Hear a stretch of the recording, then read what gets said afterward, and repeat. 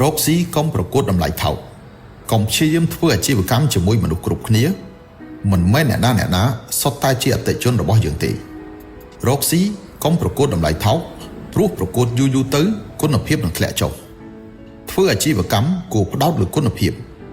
ព្រោះធ្វើយូរទៅនឹងទទួលបានកេរ្តិ៍ឈ្មោះល្អសុខចិត្តលក់មិនដាច់ក៏មិនសុខចិត្តលក់ទំនុកចិត្តដែរទោះតម្លៃខ្ពស់អាចធ្វើឲ្យបាត់បង់អតិថិជនមួយចំនួនក៏ដោយប៉ុន្តែផលិតផលមានគុណភាពល្អនឹងទាក់ទាញមនុស្សបានកាន់តែច្រើនឡើងម៉ាកល្បីលក់ឲ្យអ្នកយកចិត្តទុកដាក់លើគុណភាពម៉ាកថោកលក់ឲ្យអ្នកគ្រាន់តែប្រើប្រាស់ធម្មតារបស់คล้ายលក់ឲ្យអ្នកលោភលន់រកតម្លៃថោកគុណភាពដែលអ្នកធ្វើបែបណានឹងទាក់ទាញប្រភេទអតិថិជនបែបនោះដែររបស់ល្អមានតែអ្នកចេះដឹងទេទើបមកទិញរក្សាគុណភាពបន្តិចម្ដងទីបំផុតអ្នកនឹងជួបមនុស្សដែលទទួលស្គាល់តម្លៃរបស់អ្នកផលិតផលលក់បានមិនមែនដោយសារតម្លៃថោកនោះទេគឺដោយសារទំនុកចិត្ត